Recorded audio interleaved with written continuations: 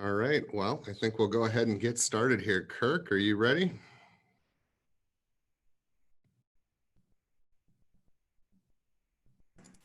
Now I'm ready. I'm off mute. There you go. Sounds good. All right. Well, good afternoon, everybody. And thank you for attending this week as we kick off Drone Safety Awareness Week with the webinar series every day. I'm Anton Berge. I'm the Assistant Director here with the National Center for Autonomous Technologies. We're located at Northland Community and Technical College up in Thief River Falls. So today's webinar is what do you need to know before you fly? And so I'd like to go ahead and introduce Kirk Stevie here. He's a geography professor at St. Cloud State, among many other things. So if you want to go ahead and take it away. Appreciate the introduction, Anton. And looking forward to about 20, 30 minutes of fun right here. So caveat right away, I mean, I don't know all the rules and regulations for flying drones, but I have a lot of experience and hoping to give you a good baseline here over the next 20 to 30 minutes. And if you have questions, I'd appreciate you holding off until the end if possible. So you look at my perspective, how I'm looking at this. I'm wearing my geographer hat and a professor hat, from teaching geospatial courses at St. Cloud State University, including a drone course. And then also my applied hat on. I do a lot of precision farming activities where we utilize drones and other sources of imagery at the farm. And so the goal here is to keep this very applied and hopefully fun.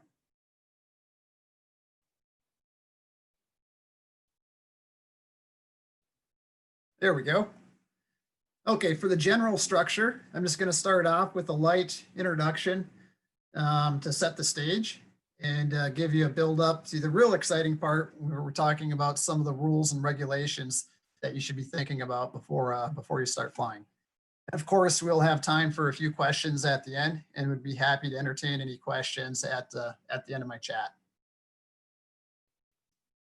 I hate to start off with a slide like this, but really, I mean, the main motivation of this talk, this webinar is safety. The idea, some of the ideas involved is protect yourself and to protect others and property. We don't want to see a situation like what we're observing unfold with this guy here, flying a drone without any training. He thinks he's safe out in the middle of the field, and something terrible like that happens. And so I know it can be really tempting. You get a drone and you just want to go buy and fly. And I hope one of the main things you remember after this webinar is that's obviously the last thing that you should be doing, catch up aside.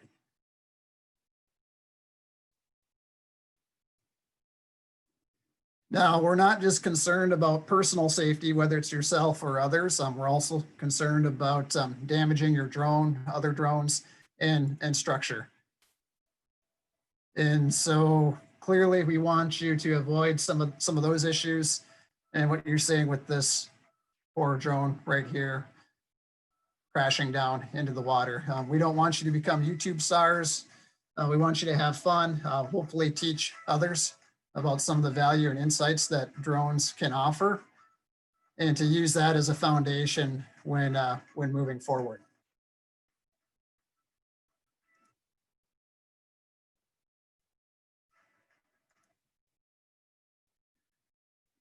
Now, digging in a little bit deeper, probably one of the most important things to remember before flying a drone, definitely don't buy and fly, right? The first thing you need to think about is drones are technically classified as aircraft by the FAA.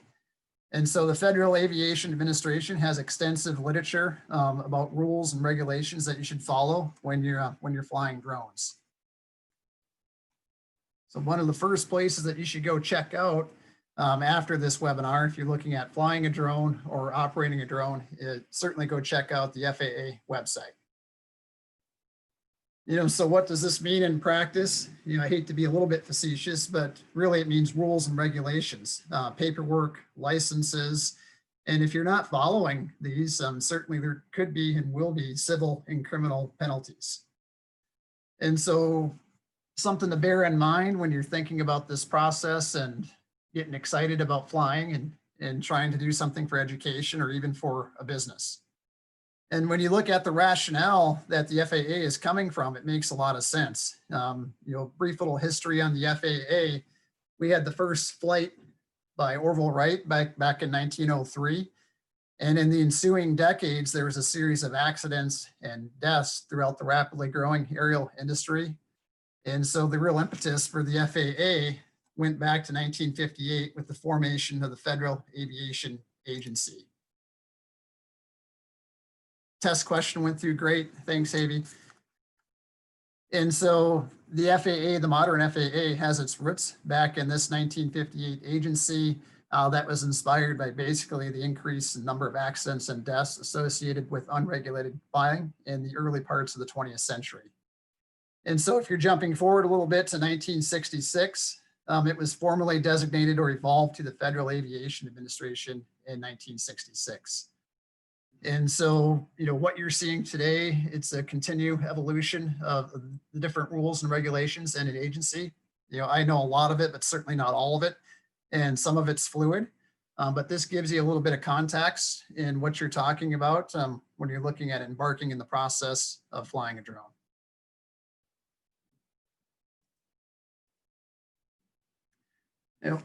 What does this mean? Why does it matter? The civil and criminal penalties are real. We have a recent example from just in 2019. There is a pilot out in Nevada flying a drone, and it's accidentally got away from him and ended up landing in an airport. I think it was, yes, it was a McCarran Airport in Las Vegas. And so an important message here, it doesn't matter if your drone accidentally gets away or if you deliberately fly somewhere where you're not supposed to be flying, you certainly can face civil penalties. In this case, he was fined $20,000, and you also could face criminal penalties as well. And so serious consequences if you're flying, whether deliberately where you're not supposed to fly or just you don't have an understanding of the rules and regulations. It doesn't really matter. The outcome can be the same.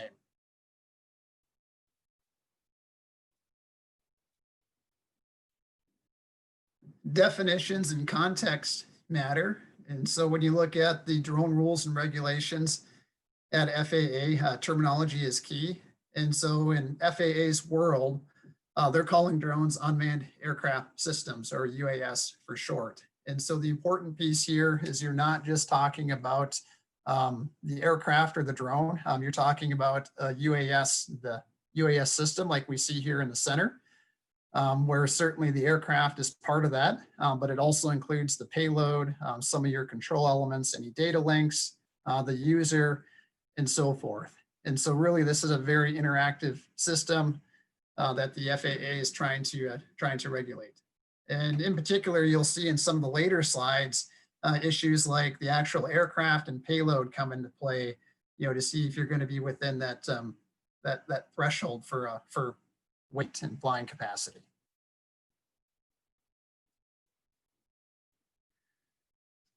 And so one of the most important decisions you'll have to make as you're trying to follow the paperwork and protocol with FAA is figuring out your drone flying status. And you have 4 key options here per the FAA website. And so you could be simply flying as a recreational flyer or modeler for community-based organizations. Key criterion here is you're flying for fun. You're not doing it to make money and that sort of thing. Second option is you could be flying as a certified remote pilot, and this includes commercial operators. And so the key criterion here is you're flying a drone or a UAS for business or work. What does that mean? If you're doing it, flying, and getting paid to do it or trying to generate revenue to do it, that qualifies under the certified remote pilots, and it includes commercial operators. Third option, public safety and government users. And so I don't know what kind of audience we might have on hand, but typically here you could be looking at law enforcement and some other operations.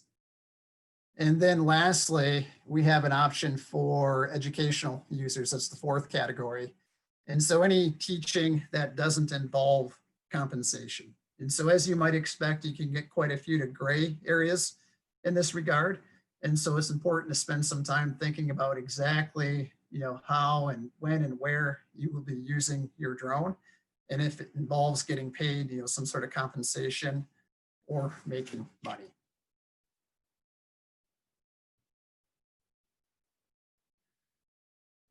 So when you look at requirements after you figure out your classification, and there's a really handy online tool with FAA that will walk you through a series of questions to determine what group you fall into. In most cases, the vast majority of cases, your drones will have to be registered with the FAA. And so for that, the FAA has this really slick, the FAA Drone Zone website where you can go in and walk through different registration procedures. I have a shortcut for the link right in the slide or the deck here, and so happy to share that afterwards. If you look at exceptions for registration, a couple of exceptions. If your drone is less than 0.55 pounds or 250 grams, and you're strictly flying it for recreational purposes, you don't have to register. But in today's world, I mean, fewer and fewer drones are falling under this exception.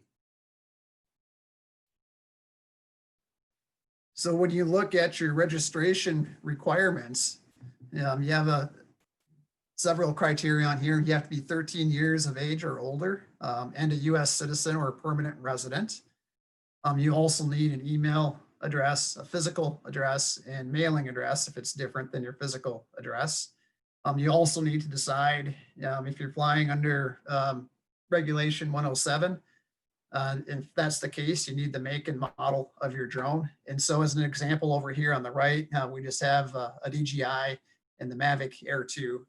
But you would certainly need that if you're flying under 107. And then you would simply need a credit or debit card to pay for the transaction and document all the paperwork.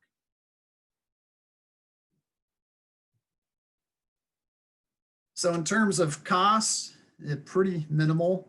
It doesn't matter if you're looking at the 107 registration or just recreation or doing some sort of transfer. Basically, you're looking at $5 for a drone in any one of these processes, and it will last 3 years. And so pretty marginal cost when you look at it to get all this tracking information and have your registration number and that sort of thing.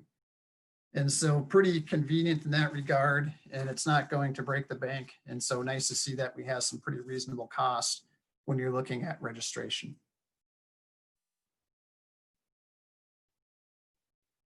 Now, I talked about the 107 rules previously, and so here's where it can get a little bit complicated. If you're getting paid for flying a drone and it's under 55 pounds or 25 kilograms, generally you have to adhere to the 107 rules.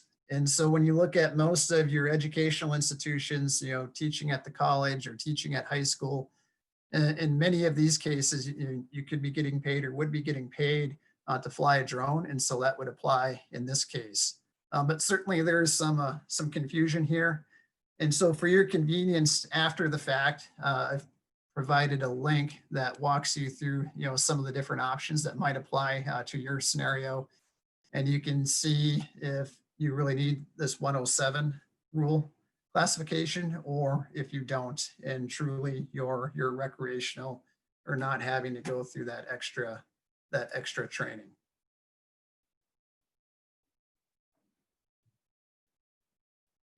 If you are falling under Part 107 rules, you certainly need to read and learn about those rules and all the different regulations. And more importantly, you need to become FAA certified drone pilot by passing a test. And looking at this, typically it's $160 to take it. It's online. You have to be 16 years old. Well, this is the latest version I saw. I think previously, maybe it used to be 13, but it's 16 is the last one I saw online. And for most places that administer the exam, it's $160. There are some that have working relationships or discounts. And so I think there are a couple of cases where you can maybe get it for a bit cheaper than that. But generally you're looking at $160 to take and pass that exam.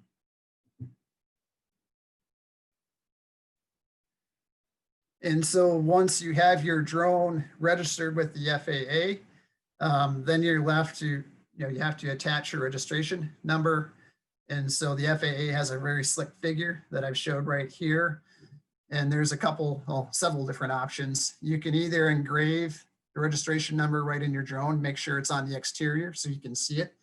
Previously, you used to be able to get by with doing it in some enclosed area, like where the batteries are. But now it has to be on the exterior. And so you can engrave it. You can use a permanent label, or you can also use permanent marker. And so really makes it pretty simple. You have several different options here for putting your registration number on your UAV.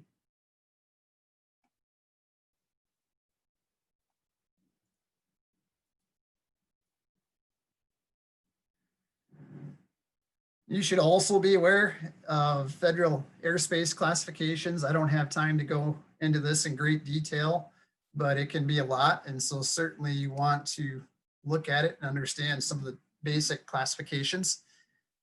General rule of thumb is you can't fly in controlled airspace. You can fly in uncontrolled airspace, but you have to follow the rules. And so the uncontrolled airspace is G that we see here in pink. You can't go over 400 feet above the ground level unless you're trying to jump over a building or a structure and you're within 400 feet of that structure.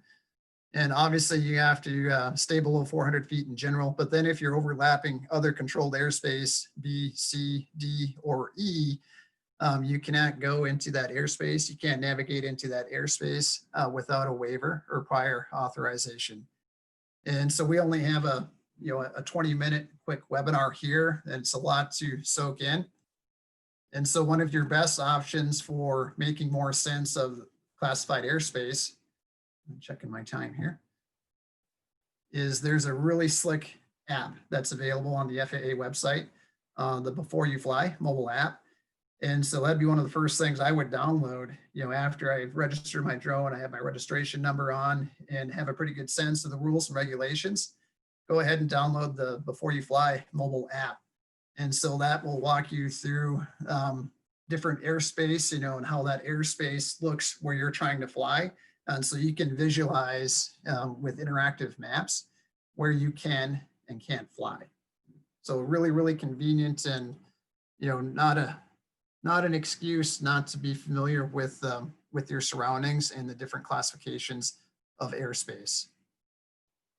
Most important message here is you can't fly in controlled airspace without permission.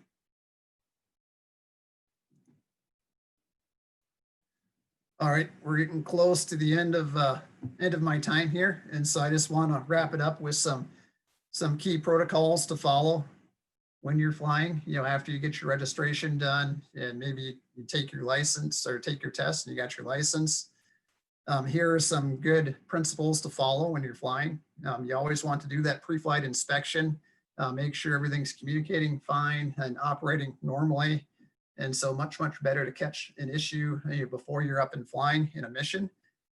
Easier to handle it when you're right there. Always avoid manned aircraft or yield to manned aircraft and emergency responders. You don't want to be anywhere close to either of those two. Goes without saying, never operate in careless or reckless manner, especially under the influence of drugs or alcohol.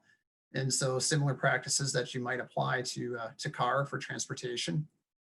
Always keep your drone within sight. So you can't have the assistance of binoculars or anything else. You need to keep that drone within sight visually at all times. And that requires a first-person viewer. And so even if you're using a team of people, somebody's always got to be within visual sight of that drone. And corresponding or related to that, you can't pilot or observe more than one drone at a time. And so stay focused on the task at hand. You're only looking at operating one drone and keeping track of one drone at a time. Other good rules, you can't fly a drone directly over people. Makes sense. You can't operate your drone from a moving vehicle or aircraft in general, with one exception. If you're in the middle of nowhere, sparsely populated area, and you don't have people around, that's an exception. But certainly in any of your urban areas and landscapes, You're not going to want to do that. I see we have another question here. All right. Awesome link. Please clarify directly over people. And so from my understanding, I mean, there's a gray area, right? But you do not want to be vertical over people. And so obviously you don't want to be straight, 90 degrees, but even if you're within 80 to 70 degrees, just stay away, don't fly over people. The caveat there is if people are part of your team, part of your mission and you're flying, certainly, you can fly over people that are part of your mission. That would be the one point of clarification. Flight times, generally you should be flying during the day, 30 minutes before sunrise to 30 minutes after. And that goes and corresponds to maintaining a visual line of sight with your drone. And I mentioned this earlier, but you can't go over 400 feet above the ground, with the exceptions being if you're not in controlled airspace, you can go above a building and get above that 400 feet threshold only when you're near the building. Maximum speed, 100 miles per hour. That's pretty self-explanatory. I don't know if too many of you will be having issues there. And then your total payload or the total weight of your drone and your payload has to stay under 55 pounds. And you have to obey all the rules. So I think with that, I'm at my 20 minutes right here, a little bit over. Sorry, went a little bit over. And happy to dig in with a few more questions and answer them as best as possible. I'm just checking right here. All right, Doug's got another one about the 400-foot elevation in steep topography. And so in general, yes, you got to stay within that 400 feet, but I mean, I've never done it, but I mean, obviously you're going to be off a little bit, right? If you're flying around trees and so, but probably not having many people over there as well. But just don't get crazy. Try to stay within that 400 as closely as possible. Let's see, Mark's got another question I've heard of, and somebody else saw clips on YouTube. Drones in the follow me flight mode where the operator is biking or running and the drone films from behind. How is that ever legal? That sounds like something that would be a YouTube hit. And so per the regular rules, that's not legal unless you're in a sparsely populated area, you out in pasture land, ranch land, or something like that. Otherwise, you would need a waiver. So yeah, no, great question. It sounds like a potential disaster unfolding. Another question from Fred, is there GPS navigation aids and instrumentation available for drones? The answer is yes. It depends on how much money you have to spend or want to spend. Like anything in life, right? You can certainly pay up for some of that and track these things with a mission on a laptop or a tablet. But you need some money to get into it. Keep the questions coming. I will try to answer them as best as I can. Yeah, Doug. Yeah, 100 mile per hour limit. That's great. Kirk, one other question that came on the side here is for using it for like a real estate business and taking pictures and whatnot. Of course, it's commercial use. Does it need to stay, if it's under that 0.55 pound, does it need to be registered with the FAA? Yes. If you're using it to make money, you got to do the registration. Great question. And so the only way to get out of that registration is if you're under the weight threshold and you're not using it to make money. Okay. And really, I would think that most of the time to get under that weight threshold, we're talking the smaller units that you're going to get from like big box stores and stuff like that, I think is exactly very small at that point. So I think of the one that my dad just got for the grandkids. He got one of those classic ones. It's lucky to fly for 2 minutes and it's coming back down. Let's see, looks like another question at the end. And the users know the countermeasure on the case of failure or accidents. Yeah, I mean, certainly you should have contingency plans about what happens. I mean, you have to report if something happens, an accident. I mean, certainly you have to call it in and report it. That's a great point. We have another question about flying a drone over private property without approval. That is a very interesting question, and I just read a lot of literature on it. A lot of the legal work, and I'm not a lawyer, but there was a case, I forgot when, it's 1960s, maybe 70s, that established some of the parameters for this law. It was when a chicken farmer sued the government because airplanes were landing very close to his property and they were only 83 feet over his property when they were landing. And it was disturbing his chickens so that they wouldn't lay eggs. And so he sued that his private property went up into the space, and he won. But the only reason he won is because he could demonstrate that airplanes flying within 83 feet were impacting his business. And so in the case of drones, this is still unfolding and it varies case by case. Certainly they can fly lower than 83 feet over a property. And in general, it's assumed that you can fly over property because you're in space that's controlled by FAA. But you should use, common sense too. You don't want to irritate your neighbor, right? But this is an area that I see unfolding.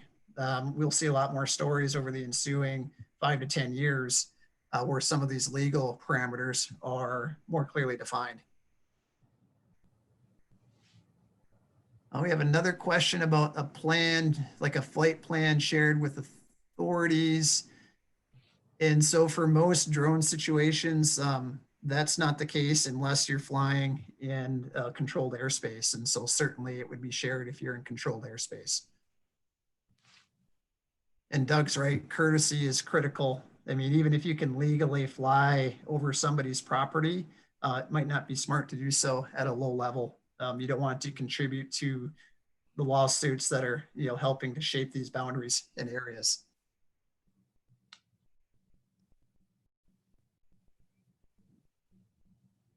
All right, we have a couple more minutes for questions. I love the questions, and so keep them coming. I'm not sure if I can answer all of them, but.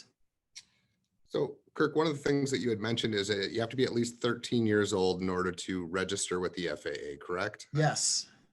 So out of curiosity, let's say we're using a Mavic 2 and going out to a Girl Scout event, for example.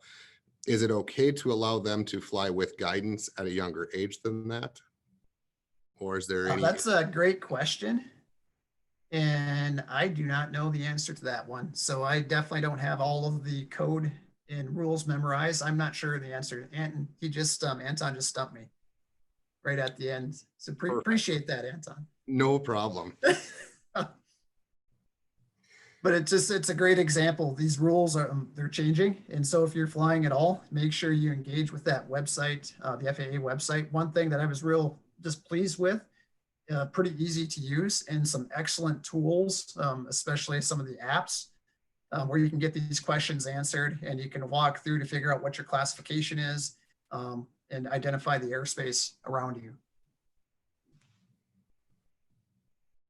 Let's see a question.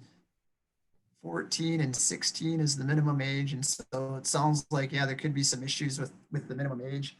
And bear in mind as well that some states and, different municipalities, they have other rules in addition to the FAA. And so best piece of advice is to read a lot before you're tempted to buy and fly. All right, looks like we have one question left there with the, is the FAA going to require drone hobbyists to earn a certification in the future? Great question from Michael, and quite prescient. And so that will likely become a reality in the near future. There's a notification on the FAA website right now that in the near future, drone hobbyists will have to get an online certification. And so great question, that is coming down the pipe for sure. Just a matter of when. Hard to say in the post-COVID world. No, looks like another question. Any recommendations for ground schools in Minnesota, online or in person? I don't want to give a recommendation one way or the other on that right now, but appreciate the question.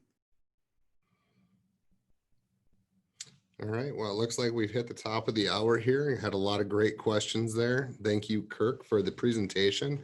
A lot of good information. And like you said, we only had a small snip today, but there's always more evolving. So there's a lot of new things that are going to come out in the future that we just kind of continue to like to try and stay ahead of, but it's ever changing. So Absolutely. Appreciate your time, everybody, and hopefully you found this useful. And we would be glad to share the deck and some of the links I put in there, so you can look at your convenience. sounds good. And then, yep, all this, like I said, there's videos, there's going to be webinars all week this week. So please tune back each day. We have something a little bit different on the docket. All the videos will be presented at ncattech.org. And then, of course, we're going to have them on our Facebook for NCAT National Center for Autonomous Technology as well. So thank you, everybody. Have a good one. Appreciate it, everybody. See you, Anton. Have a good one. Bye.